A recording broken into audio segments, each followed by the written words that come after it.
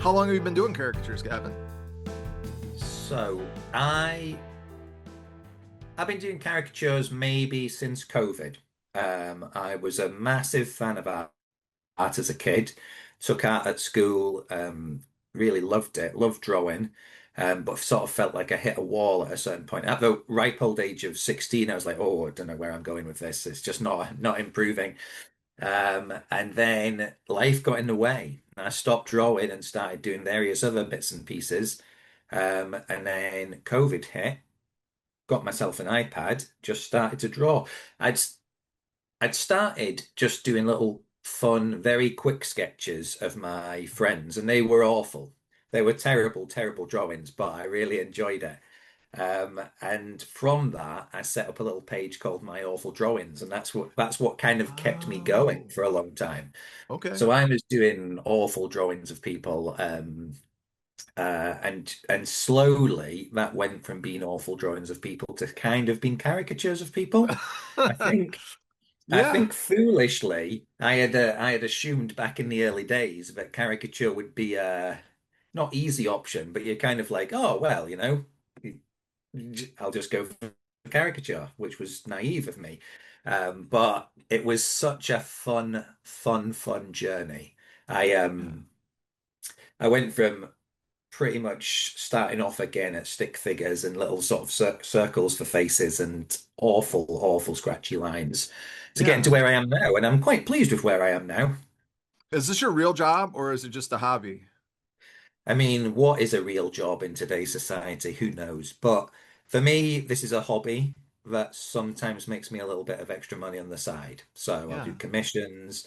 I'm working my way towards possibly doing a little bit of live work, but I've got my easel behind me Yeah.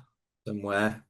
Uh-huh. Um, so every so often I will head off from the iPad and head over to the easel and start playing with Yeah. that. But mostly it's commissions and hobby work. And to be honest, I kind of like it that way because I, I would hate to get to the stage where caricaturing was a chore. I Right. love the fact that every time I come to sit down to draw, I'm like excited and it's fun and it's such a kind of like release from it, whatever stress there is Right. in the world. So So do you do any other art? Um, well, sometimes my youngest daughter, sorry, she's just leaving school and she's really into art. So sometimes I'll draw the bits and pieces. Yeah. I'm working I'm looking through things like I've got Asterix books and things like that. I'm trying to work on poses because a lot of the stuff, if I do bodies, are very stiff, So I've been Right. spending literally all my time on working out how to get the best out of her face. So I've printed out various bits and pieces. The internet's an amazing resource.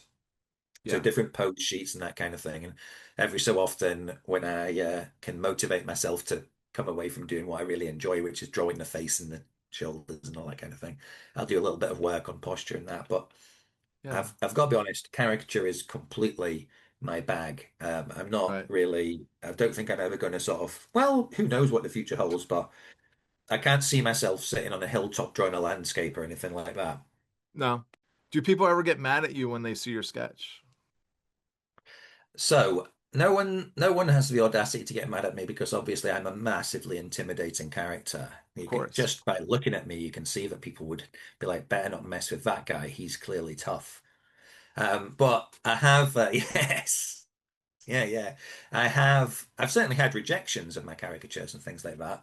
Oh, Um, but I've never had anyone really get mad. I've got a friend who I've drawn a few times, and he really likes my drawings, but thinks that I've never got him right. And I would be inclined to agree with him.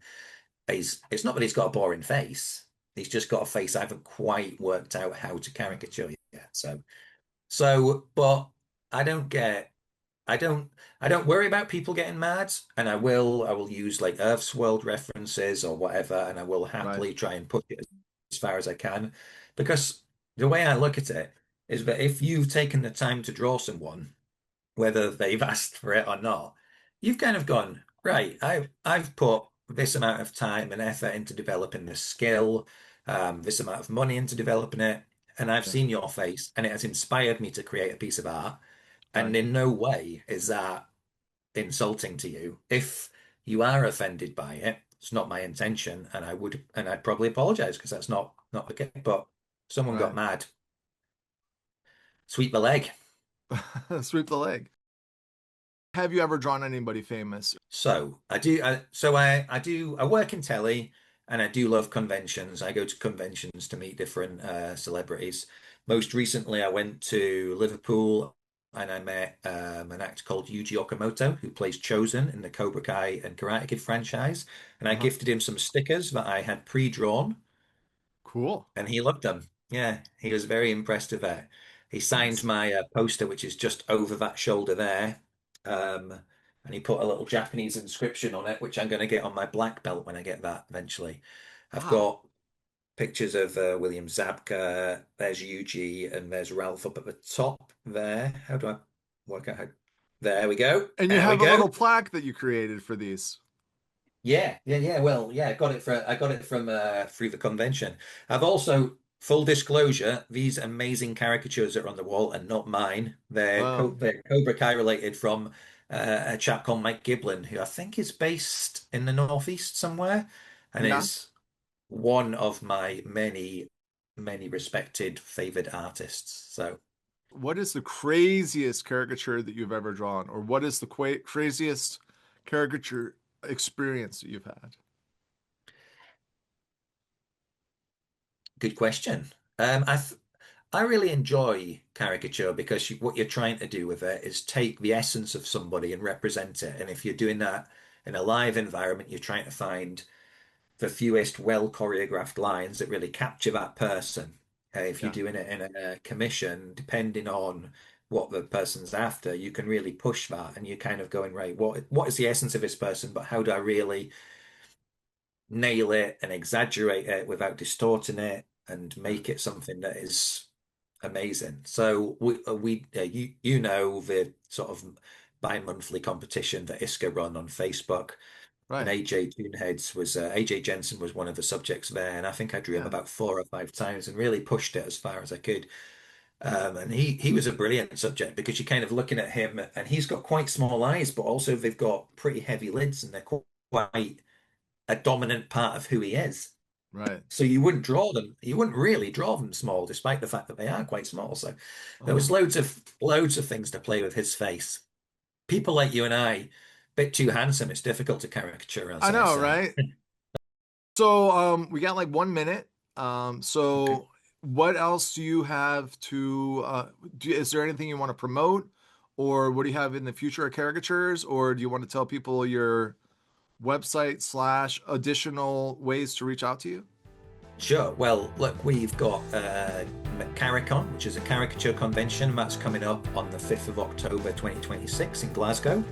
If you search Caricon or McCaricon, you'll be able to find it. And it's kind of it's not an invite only thing, but everyone's welcome. Check it out and buy a ticket and come over and visit. If you want to follow me, search for Gavin the Artist Caricatures, and you will find me on all the various socials. If you search for My Awful Drawings, you'll find all my old socials that I've failed to delete. All right, Gavin. Well, thanks for talking to me today, and I'll see you at a caricature barbecue, hopefully in the near future. Magic. Thank you, Christoph. It's been an absolute pleasure. I hope you guys enjoyed the episode with Gav. Gav's a great artist and a great man, and I was really happy to be able to sit down with him. When you're in Glasgow, make sure it's for Caricon and be able to do some drinking and drawing and have some fun. Now's the time on our episode where we do our time lapse with a great reveal. Gavin drew me, I drew Gavin. Check it out. All right, see you next time.